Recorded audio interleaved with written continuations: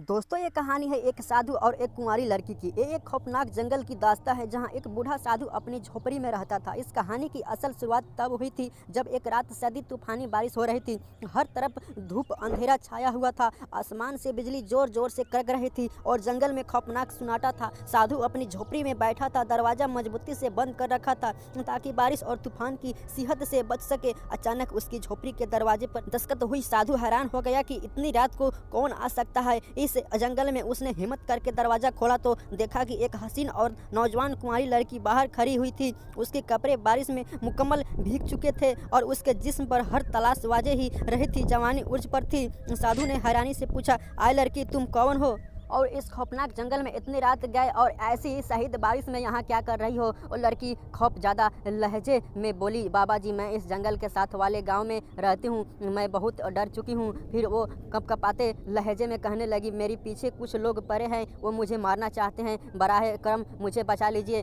साधु ने लड़की को फौरन अंदर बिठाया और तसल्ली दी। फिर बूढ़े बाबा ने इस कुंवारी लड़की से इसकी पूरी कहानी पूछी। लड़की ने कांपते हुए जवाब दिया, मैं गाँव के राजा की बेटी हूँ, माँ बाप इस दुनिया से चुके हैं। जब से मेरे माँ बाप इस दुनिया से गए हैं तब से ये लोग मेरी खूबसूरती पर मरते हैं। ये लोग मुझे पकड़कर मेरी इज्जत लूटना चाहते हैं, मेरे जिस्म को नापाक करना चाहते हैं। मैं अपनी इज्जत बचाकर आपके पास भाग आई हूँ। बूढ़ा साधु लड़की की बातें बड़े गौर से सुन रहा था। वो सोचने लगा, ये लड़की कोई और राज भी छुपा रही है, इसके आने के पीछे कोई और मकसद नहीं तो है। साधु और वो कुंवारी लड़की के अंदर बैठे थे। एक कोन में दिया जल रहा था जिसकी मध्यम से रोशनी थी। बाहर तेज बारिश हो रही थी, तूफान था, हर तरफ अंधेरा ही अंधेरा था। बूढ़ा साधु सालों से इतना रहा था मगर आज उसकी झोपड़ी में इंतहा की हसीना जमीन लड़की मौजूद थी। वो साधु लड़की के भीगे हुए लिबास को देखता है और दिल में खुश होने लगता है, मगर साथ ही खुद को रोकने की भी कोशिश कर रहा था कि कहीं किसी मुसीबत में ना फंस जाए। ये सब ख्यालात उसके जहन में चल रहे थे कि अचानक वो कुंवारी लड़की बोली, बाबा मैं बहुत खौफज़दा हूँ, क्या आज की रात आप मुझे अपनी झोपड़ी में पुनः देंगे। बूढ़ा साधु वो जो पहले ही यही चाहता था कि फ़ौरन खुश होकर कहता है कि हाँ बिल्कुल, आज की रात तुम मेरी झोपड़ी में ठहर सकती हो। रात बहुत अंधेरी थी, तूफानी बारिश रुकने का नाम नहीं ले रही थी। लड़की चटाई पर लेटकर सोने की कोशिश करने लगी मगर साधु को नींद नहीं आ रही थी। इसका दिल बेचैन था, इसके अंदर अजीब सी हलचल मच रही थी। सालों से हुए ख्यालात जाग उठे थे। प्यार की दुनिया नजर आ रही थी, जवानी जोश मार रही थी। वो दिल में सोच रहा था कि ये रात कैसे गुजरेगी, मैं क्या करूँगा। साधु खुद को संभालने की कोशिश करता है, आंखें बंद करके सोने की कोशिश करता है, मगर उसे कहानी आनी थी। ये सब कुछ देखकर उसका दिल मस्जिद बेकरार गया। साधु का दिल जोर जोर से धड़कने लगा क्योंकि उसके जज्बात जाग चुके थे। अचानक किसी के रुकने से आवाज़ आई। साधु चौंक गया और जल्दी से उस लड़की के पास गया। उसने देखा कि वो लड़की रो रही थी। साधु ने पूछा, ये लड़की क्या हुआ, तुम क्यों रो रही हो। लड़की ने डरते हुए जवाब दिया, मेरे साथ कुछ ऐसा हुआ है जो मैं किसी को नहीं बता सकती। ये सुनकर साधु हैरान रह गया और बोला, ऐसी क्या बात है जो तुम मुझसे नहीं कह सकती, आखिर कौन सा राज छिपा रही हो तुम। वो लड़की कांपते हुए बोली, मैं कुछ अच्छी लड़की नहीं हूँ, मैं एक बुरी लड़की हूँ, मैं अच्छे काम नहीं करती, मैं बहुत प्यासी हूँ। फिर उसने एक ऐसी बात कही कि साधु का खून ही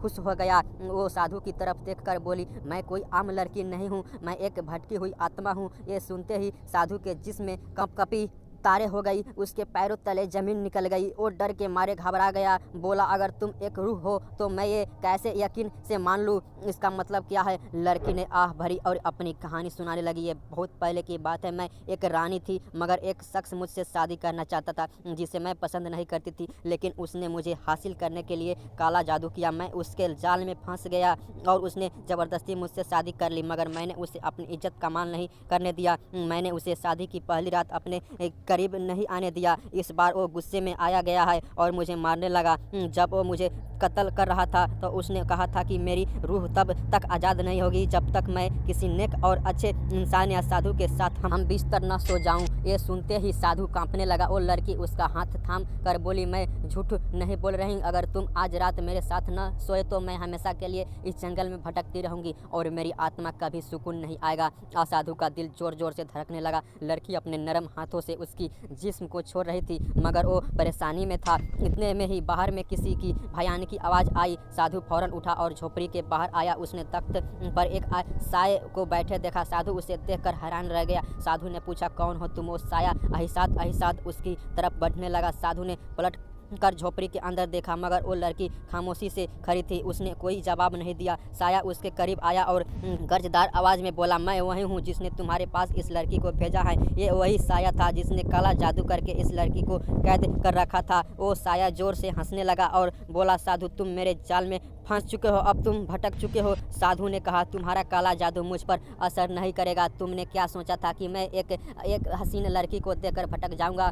हरगिज नहीं। ये सुनते ही लड़की ने अपनी नज़रें झोंका ली जैसे कि वो शर्मिंदा हो रही हो। साया जोर से सीखा और बोला, तुम्हारे अंदर भी तो इंसानों वाले जज्बात होंगे, तुम मेरे जाल से बच नहीं सकते। साधु ने आंखें बंद की, अल्लाह का नाम लिया और फिर आंखें खोलकर बोला, ए शैतान, मैं तुम्हारे फरेब में कभी नहीं आ सकता। लड़की की आंखों में आंसू आ गए। वो भी सोचने लगी, मैं ये क्या कर रही हूँ? क्या साधु इस साये को सकीज दे पाएगा? क्या वो लड़की अपनी कैद से आज़ाद हो सकेगी या फिर ये काला जादू सब फिर भारी पड़ेगा? साधु ने अपनी आंखें बंद कर ली और सोचने लगा, आखिर में इस मुश्किल से कैसे बच सकता हूँ, ऐसा क्या करूँ? फिर साधु ने आंखें खोली और उस लड़की से कहा, तुम अपने अंदर झांकू, गौर करो कि तुम क्या करने वाली थी। मैंने एक अरसे से किसी बुरे काम की तरफ नज़र नहीं उठाई, फिर तुम क्यों मेरी मेहनत बर्बाद करना चाहती होती हो? अपने आप को संभाले और सोचो कि तुम क्या कर रही थी। ये सुनकर वो साया जोर से हंसा और बोला, ये साधु अब बहुत देर हो चुकी है। लड़की ने साधु की तरफ देखा और एहसास से कहा, मुझे कुछ नहीं मालूम कि सही क्या है और गलत किया। मैं सिर्फ इतना जानती हूँ कि मेरी रूह को सुकून मिलना चाहिए और आज़ाद हो चुकी हूँ किसी भी तरह। साधु ने नरमी से कहा, तुम्हें अपनी रूह के लिए नहीं बल्कि खुद के लिए जीना होगा। ये जंग तुम्हें खुद लड़नी होगी। साधु की बात सुनकर वो लड़की चौंक गई। उसने गहरी सांस ली और कहा, तुम बिल्कुल सही कह रहे हो, ये जंग सिर्फ मेरी है और मैं खुद लड़ूंगा। फिर उसने अपनी आंखें बंद कर ली और सुकून महसूस करने की कोशिश की। उसी लंबे साया दहाड़ते हुए बोला, क्या तुम मुझे शिक्षा देने के लिए तैयार हो? लड़की ने मजबूत लहजे में कहा, मैं तुमसे लड़ने के लिए तैयार हूँ। तुम भी तैयार हो? जाओ। फिर उसने आहिस्ता आहिस्ता अपना हाथ उठाया और उस साये को पकड़ने की कोशिश की। जैसे ही उसने साये को छुआ, तेज हवा चलने लगी और साया हवा में उड़ने लगा। वो साया खुद को बचाने के लिए तड़पने लगा, मगर अब उसका बचना नामुश्किल था। लड़की ने हिम्मत से उस साये को नच तो नामूद कर दिया। जब तक कुछ खत्म हो गया था, उसने आहिस्ता से अपनी आंखें खोली और अपने सामने साधु को पाया। उसकी आंखें में शर्मिंदगी थी और उसे एहसास हो गया था कि मैं अच्छा नहीं कर रही थी। वो साधु के कदमों में